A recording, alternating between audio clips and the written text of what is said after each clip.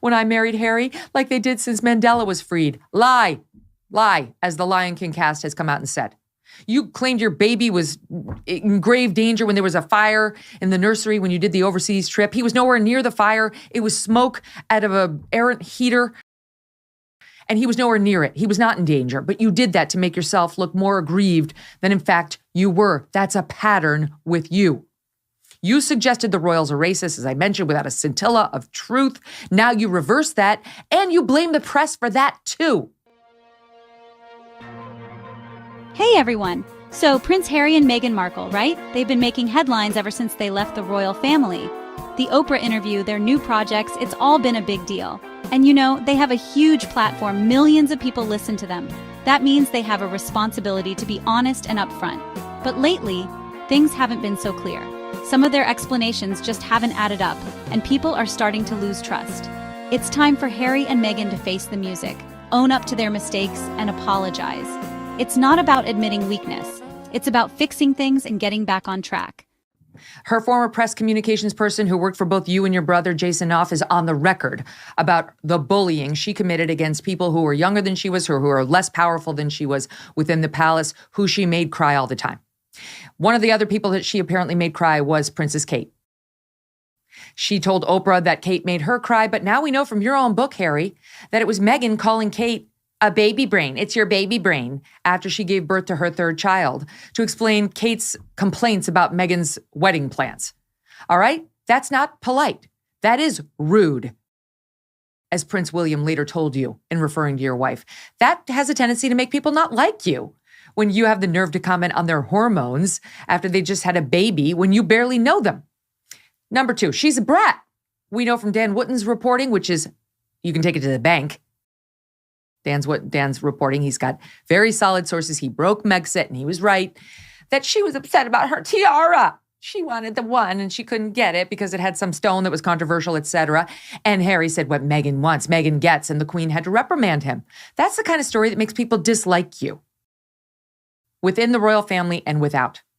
Your wife abandoned her entire family. That's another thing, in favor of celebrities at her wedding. She cut ties with virtually everybody whose shoulders she had stood on her way up the fame scale, just as soon as she met you. Well, that seems a little rude too. Kind of disloyal, also annoying. And then what was George Clooney doing at your wedding? You didn't know him. She didn't know him. That's who she had there instead of the sweet cousin or stepsister, whatever it was, who she had supposedly grown so close to. You said that in your Netflix documentary. She forgot that girl. She ghosted her because apparently she didn't make the grade. Never mind her step-siblings and so on, half-siblings. Your fights with the press. You two look like a couple of whiny babies, and it's been going on for years. How many lawsuits have you filed against the Mail and so on? Forget the lawsuits, though. It's your whiny statements about the nasty press. Every single celebrity deals with it. You don't think George Clooney's had negative things written about him? Tom Cruise had negative things written about him? He doesn't use his speeches or his media appearances to whine about the mean media. They say the things that aren't true. We're sick of it. Shut up about your negative press coverage.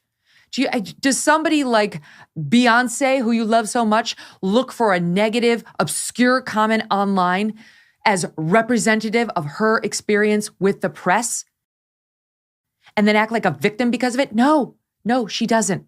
Because she understands she's had a similar experience to the one that you and your wife had for the vast majority of your time in the public eye. Absolutely fawning media coverage. You're the ones who made it turn. You. Not Prince William, not King Charles, not Camilla. You. They've given you fawning coverage. It is the opposite of what you are claiming. And it makes people dislike you, these constant complaints. Okay, here's another one. You're a leaker too. You're upset that the royal family leaks on you. You leak just as much as they do. You use Omid Scobie, your little stenographer at Harper's Bazaar. You use People magazine. But we all see what you're doing while you claim you have clean hands, and you absolutely do not. Here's another one. You abandoned the royal family in their greatest time of need. Both of you. You planned Megxit and executed on it. For one thing, when Prince Philip was dying in the hospital, you sat down with Oprah and called the royal family a bunch of racists. By the way, they now deny that. We'll get to it. You didn't care. And you didn't even have the decency to rule him out, or the Queen, when you knew he was in the hospital.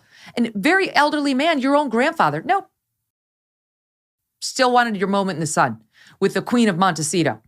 Well, when the actual Queen Elizabeth, your grandma, was in the hospital, you two were sunning yourselves out in California. Everybody on the royal family went out there and upped their royal duties so that she could be rest assured the family still had her back and was representing the royal family, not you two. You were in the midst of your wine-a-thon out there on the West Coast.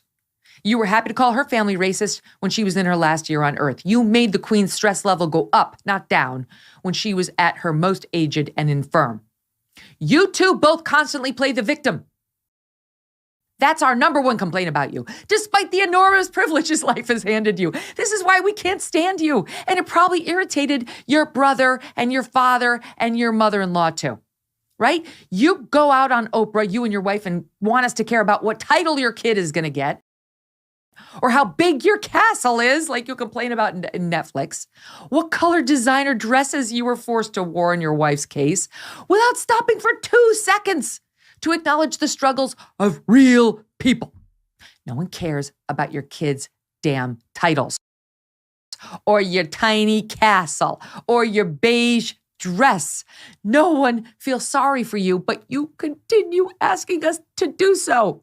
And we're sick of it, right? Your wife even wanted us to accept her as a Me Too victim, saying she'd been objectified. She was objectified because people looked at her on the set of Deal or No Deal and didn't want her opinion on inflation. She was objectified. No good deed goes unpunished. They give her the role of a lifetime. She was a total unknown, put her on national television, gave her beautiful dresses to wear, did her hair and makeup, and all she can remember is, they told me to suck in my stomach and didn't pronounce my name correctly. I was objectified. What the hell do you think a model does? That's what you were on that show. You were a model. People pay to look at you. That's objectification. Deal with it. Or don't. But don't take the money, climb the ladder of success, and then show absolutely no gratitude and complain that you were objectified. That's why you got a paycheck. You and she both lie. A lot, especially your wife. Oh, I was told by the guy in The Lion King that people hadn't celebrated like this. Okay, so let's talk about the Archwell Foundation, their charity. Apparently, they forgot to pay a $200 registration fee in California. $200. And their excuse? A lost check. Come on. In today's world, with online payments and everything, a lost check? It just doesn't seem believable. It makes you wonder about how they're handling the money.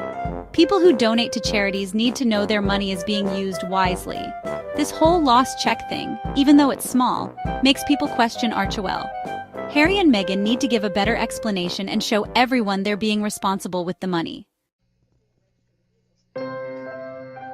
Another thing, Harry's been showing up at public events even though he says he hates the spotlight. He was at the Deal Book Summit while Meghan was at a different event. This got everyone talking about their relationship again. When I married Harry, like they did since Mandela was freed. Lie, as the Lion King cast has come out and said. You claimed your baby was in grave danger when there was a fire in the nursery when you did the overseas trip. He was nowhere near the fire. It was smoke out of an errant heater, and he was nowhere near it. He was not in danger, but you did that to make yourself look more aggrieved than in fact you were. That's a pattern with you. You suggested the royals are racist, as I mentioned, without a scintilla of truth. Now you reverse that, and you blame the press for that too.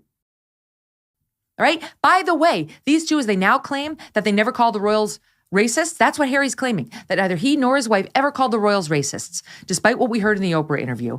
They accepted an award like 2 weeks ago in New York City for standing up to, and I quote, the structural racism within the royal family. That was Carrie Kennedy, whose family was presenting them with the award. Did they stand up and say, this is an outrage?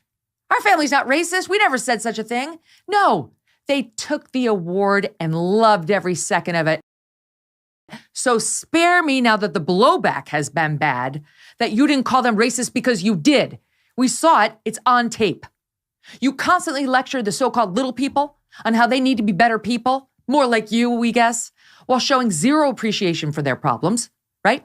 Harry had the nerve to lecture us on white supremacy and white privilege. Then their Netflix documentary calls all Brexiters racist if you were in favor of Brexit, which the majority of Great Britain residents were. You're racist. She's out there telling us don't call women difficult. By the way, we now know that's what Prince William called her. So like I said before, that whole Spotify series she did was her working out her own issues. She doesn't want you to be able to say women are difficult because that's what Prince William said about her. Don't say diva, don't say bitch. I'm sure they called her that too. You're hypocrites. You lecture us on the environment and how we need to go green and do better as citizens while you're on your private jets and your SUVs with your enormous mansion out in Montecito saying reportedly it's not big enough or good enough for you. Right? These are the reasons why we can't stand you. I'm giving you the specifics you so desperately want. You lecture us on kindness and how to be nice and be kind while you bully the little people around you. Half your staff walks out every other week because they can't stand working for you. What does it take to make somebody walk out on working for a royal? Probably a lot, right? Is it over? Is Harry finally done with his incessant whining and the demonization of his family? I don't think so. I don't think it's done by a long shot. He's out there giving these interviews. I'm really hoping this is it, so we don't have to keep talking about this guy. They don't seem to ever get bored of the spotlight.